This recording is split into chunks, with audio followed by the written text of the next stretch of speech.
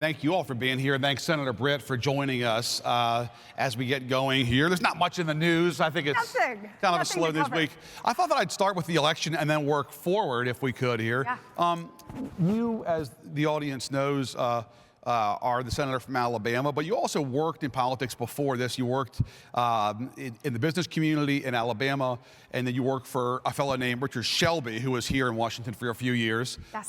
As I recall. So you understand politics, you understand the tides of politics, the ebbs and the flows of politics. And obviously it was a great year for Republicans, but it was a lot like 2004, 20 years ago, where you had sort of demoralized liberals and really energized conservatives in the aftermath. And then 2006, 2008, the pendulum swung back. How do you, today's GOP, avoid that repeat of having this mandate, it seems, and then having it sort of be frittered away the next two cycles? Yeah, so I think one thing that we have to do is obviously stay focused and stay unified. And obviously those two things are more challenging than they appear at times. Look, if you kind of rewind back to this summer, so for me, as a member of the Republican conference, this summer when President Trump came to the NRSC and sat down with all of the Republican senators in that room, that was the very first time I'd had an opportunity to truly feel like I was part of a unified party. Interesting. We talked through a lot of the different things that we wanted to do when we took the Senate back, when President Trump took back the White House and we held the House, and what that meant for us. It was everything from how do we rebuild our Navy to how do we secure our border.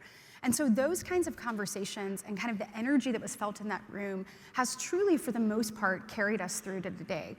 As you know, President Trump came and spoke with us last week, talking about what can we do, how do we hit the ground running. So in this, you have an opportunity for the kind of sort of the tug and pull of both everything from the media to the Democratic Party and to people who are in cycle. But I think, remembering what we said to the American people and what they voted for, because there are so many things that we have truly litigated over the last 4 years. And when you look at what was done on November 5th, the American people spoke. And so remembering, what they said, which was we want secure borders, we want safe streets and safe communities. We want opportunity not only for us, but we want to leave opportunity for the next generation, wanting to return to peace through strength, wanting common sense back in the policymaking space. So it will take discipline and renewed focus that we achieve those things that we were asked to do. Did you use that opportunity with the president-elect last week to say anything to him or to ask him any questions or get any plugs in for Space Force or anything like that? Yeah. So one of the things that I've done, particularly with Space Command and whatnot, obviously, for those of you who had followed, this has been a fairly contentious issue over the last couple of years. We in Alabama believe that the rightful home to Space Command is at Redstone Arsenal, both for national security and what we're seeing across the country. We believe that we won that fair and square, coming in first and ranking in that space that showed that. Obviously, the Biden administration took a turn and removed that and sent it to Colorado. We work really diligently as a delegation. That's one thing the Alabama delegation does well consistently, is work together in a bicameral, bipartisan way to ensure that that could be revisited. Is President Trump aware of your feelings on the issue? Absolutely.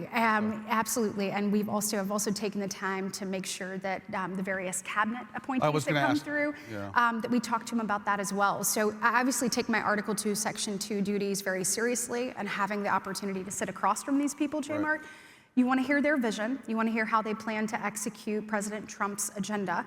And then it gives you an opportunity to talk about these things and say, do you know this? Will you watch this? Will you commit to working with me? To that point, do you want to get assurances from Pete Hegseth that Space Command will be based in Alabama?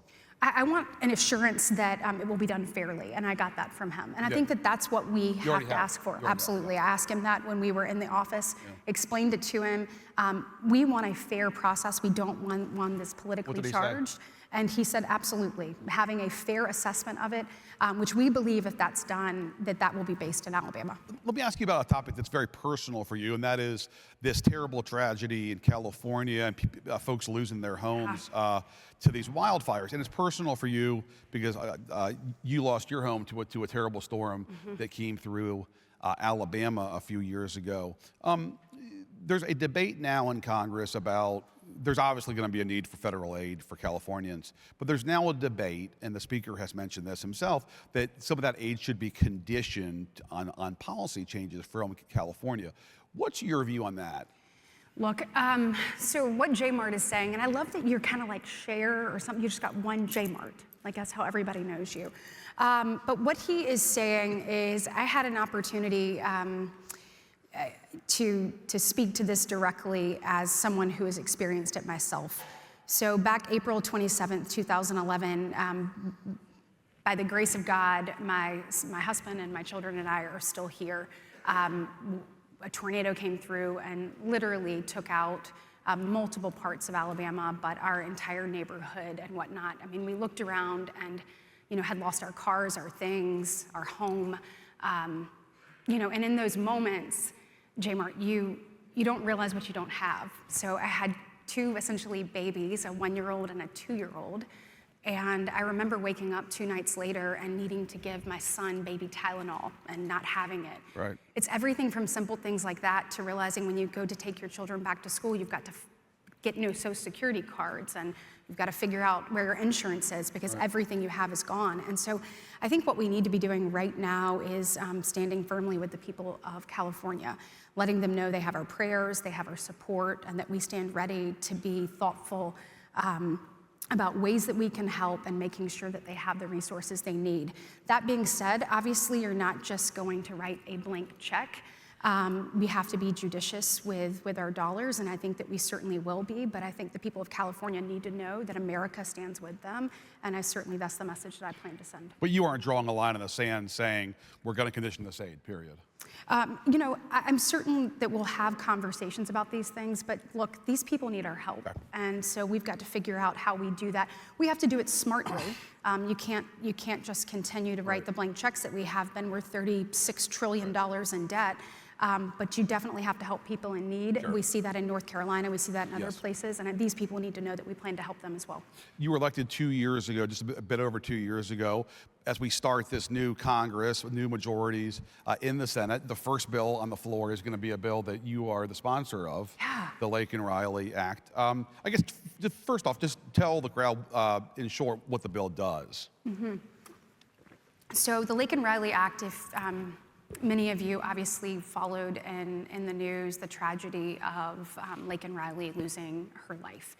And when you look at Laken Riley's killer, he had been charged both in New York for endangering a minor as well as a traffic violation, in addition to Georgia where he had been charged with shoplifting.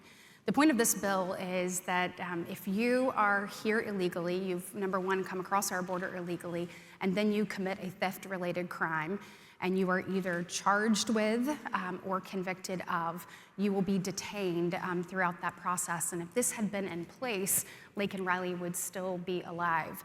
And when you're looking at our country, we have 11 million people here illegally. There are 7.8 million of those people who are in removal proceedings.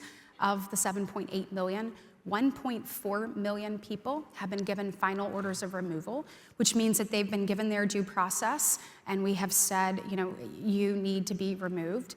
Of that, when you look at the migrants in this pocket that have committed theft-related crimes, that's 66,000 migrants who are here illegally who then committed a theft-related crime. Of those 66,000, 59,000 of them have been given final orders of removal. And so what this essentially does is says if you commit a crime, then you're going to go to the front of the line for detention and therefore final orders of removal, deportation. One of the concerns that I've heard expressed from Democrats is that this could, really be a tad overzealous if you have a 17-year-old kid who, stole a pack of gum from a 7-Eleven, and next thing you know, he's being detained and then deported.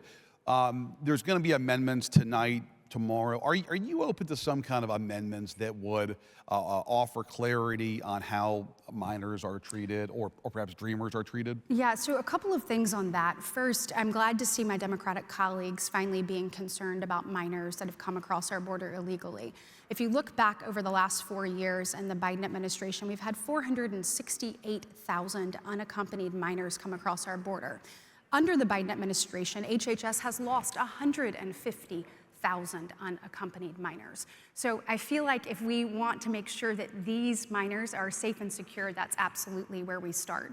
When you talk about a candy bar of a 17-year-old filing, let's talk through that. First off, I think it undermines our law enforcement officers in general, because when you say charged with, you have to have probable cause and a bench warrant. So this isn't some kind of sort of flimsy thing. Second, if you look at what's happening in New York right now, New York migrant crime is running rampant. There are teen migrant gangs that are actually committing theft and burglary that have members as young as 11 years old. So when you're looking at the actual target, that's what we're talking about. When my colleagues bring up DACA, so I dug into this. Do you know the youngest DACA recipient in the United States of America, out of the 536,000 people that were DACA recipients, is 17 years old. Out of the 536,000 DACA recipients, there are only 1,000 between the ages of 17 and 20. So the average age is 31, 35. So there's no such thing as a DACA kid. And so I think we have to be thoughtful about that. I think they're moving back to old talking points because they're looking for an excuse. You've seen the far left come out and say, we don't want this bill because they don't want progress. And at the end of the day, my colleagues are going to have to decide. They're going to have to make a choice. And that choice is whether they want to continue to protect open border policies of the Biden-Harris administration, or whether they want to protect American families. But you're open to some kind of amendments. Absolutely. Yeah. We believe in getting back to regular order. And look, you've heard us talk about this ad nauseum, right? Yes. I mean, we are so sick. We've been in the minority, not having the opportunity to offer amendments to improve a bill, to have a vote up or down. So this is going to be a moment. It's a moment for John Thune and the way he leads. It's also a moment for Democrats. Are you going to come with pieces of legislation, with amendments that actually strategically improve the bill that you believe do? Now, we may not agree on that. Or are you going to come with something that expands the bill in an area that it doesn't go? This is not meant to be a comprehensive immigration bill. This is a targeted bill, and we'll maintain that. Or are you going to bring an off-the-wall amendment that has nothing to do with the subject matter at all? So we are absolutely open to amendments. There's absolutely going to be amendments, and hopefully a lot of debate. Let me ask you about a topic that's going to be in the news, I'm sure, this time next week, which is the matter of pardons. I don't know if you caught it, but your former colleague and soon-to-be Vice President J.D. Vance over the weekend said, quote, if you committed violence that day, meaning January 6th, obviously you shouldn't be pardoned. Where is your head on that, Senator, on pardons for those who were present at the Capitol on January 6th? Do you think that Senator Vance basically has it right that you got to punish those who committed violence against police officers? Yeah, I'm with JD. Okay. So you'd be uneasy with sort of a blanket pardon for anybody that was involved that day? Look, I mean, I think if you look back, this is one of the things we continue to talk about DOJ and not politicizing things. You look back to the summer of 2020, and there were people who burned small businesses, government property, otherwise, that were never charged with anything. And so looking at this, if there are people, though, that committed violence, obviously that's different. But yeah, I'm with JD. Good. Let me ask you about the big news today on the Hill, which is the confirmation process finally getting underway for President Trump's cabinet. Where are you on the president's appointees? Do you want to sort of quickly approve all of them, or are you still examining them, and do you have some questions or concerns about any of these nominees? Yeah, so obviously mentioned earlier, but take my Article 2, Section 2 duties very seriously. Advise and consent. Advise and consent, and that's the process that I've been going through. I obviously give the president great deference in all of this, and every nominee that I have met with has answered my questions fully and satisfactorily, and has been transparent. And we've had some really tough back and forth in my office. I think that's necessary. Like what? Some of the questions that you've seen raised, whether it's Pete Hegseth or whether it talking to Robert Kennedy about different things when it comes to the life issue and whose policies lead there. So I've asked those questions. I've asked the questions that are in the media, and the answers that I've gotten from each and every one of them have been transparent and direct, and I appreciate that. And I think that's what the American people are going to see through this. So at this point, all of the nominees that I have met with and had the opportunity to vet personally are people that I will support. Obviously, this process goes through with committee hearings and that type of thing. And so the American people will have an opportunity to see that for themselves. What did Hegseth say when you raised the issue about his treatment of women? I talked with him right there, obviously with his wife as well, and he committed to ensuring that women have opportunity when the armed forces, and that there are no allegations, truthful allegations of mistreatment of women. And so we talked through. He denied the claims that he committed sexual assault. Correct. Yeah. And I asked if there were any additional claims that would come out. No. You're a student and a member of the Senate. Do you expect all of these nominees to get through?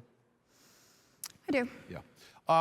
Let me ask you about a topic that I know is dear to your heart personally and politically, which is these things, our phones, and kids' use of phones. I'm not sure if you saw this, but the new governor and the former senator, speaking of the Senate, of New Hampshire, Kelly Ayotte, came out the day of her inauguration, said that in New Hampshire schools, they were going to ban phones. Yes. Do you want to see a version of that in all 50 states? Look, obviously. Blocking kids' access to phones during the school day? Did you have a phone when you were in school? I'm too old for that. Right. And did you turn out okay? Well, ask some of your colleagues. They have different views of that. Look, my children are going through this right now. Their school, the administration of their school, obviously read a lot of the literature that's out there that many of us have read and have chosen to go in that direction this year. It's interesting to listen to my kids. So my kids are 14 and 15. So you can imagine when I typically get phone calls from them, it is because their friends are asking them, is your mom really for banning TikTok? Right. Call your mom, see if she's gonna vote for it. Right. I'm like, it's not a ban. It is actually moving it out of the control of the CCP. But we've had some very spirited conversations in our home about this very topic. But yes, if you're asking me, do we need to do more? Absolutely. On the state level? Look, or federal level? I hope that the states will lead. Yeah. I hope they will lead. But I think it's important for us to push this conversation from a federal level as well. I mean, I have partnered with Brian Schatz and Chris Murphy on this, and myself and Tom Cotton, and then myself and Ted Cruz. Those are not four people that you typically see pushing on one issue. But we've all come to the table, not as Democrats or Republicans, not as people on the left or the right, but people that we're parents. We are parents of teenagers. We are seeing the effects not only within our home, but with our friends and their parenting experience, and what we're seeing for our children's friends as well. And y'all, we have to put up some guardrails. I know you know this, but the data speaks for itself. I mean, when you have 1 in 3 high school young women saying she actually considered taking her own life last year, and then you have 9% of our high school population, like 9, saying that they actually attempted death by suicide, doing nothing is not an option. Right. So I'm going to keep pushing this and partnering with people across the aisle. You mentioned TikTok. Let me just ask you real fast. The courts appear to be on the way to banning TikTok if they don't divest from their Chinese ownership. Where do you come down on that? You're supportive of banning TikTok, I assume? Yeah, look, if you look at the CCP and the data they're collecting on everyday Americans and the use of algorithms, particularly against our young people, we've got to be smart, and giving them an opportunity to divest those interests allows Americans to still be able to utilize the app. But ultimately, we've got to stop giving the Chinese Communist Party the upper hand at every turn, especially when it comes to our most valuable resource and asset and future, and that is our kids. Were you surprised that President-elect Trump invited Xi Jinping to his inauguration, by the way? No, look, I think you've seen this from Trump. I think he cast a wide net when it comes to building coalitions, and also that peace through strength that he hopes to achieve. And that many times comes through dialogue, it comes through meetings, and it comes through seeing each other eye to eye, not necessarily figuratively, but like actually literally. He has an open hand.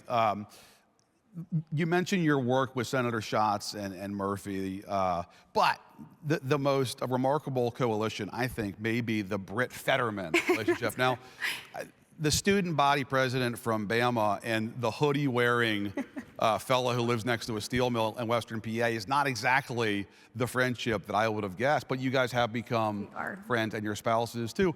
Like, how did that happen? And sort of take us into, like, what's that vibe like? I mean, what are you guys discussing? Yeah, I was actually texting with him this morning. So we became friends at orientation. Yeah. So, and if you rewind to that moment, I mean, that was not a moment where he had been embraced by the right at all.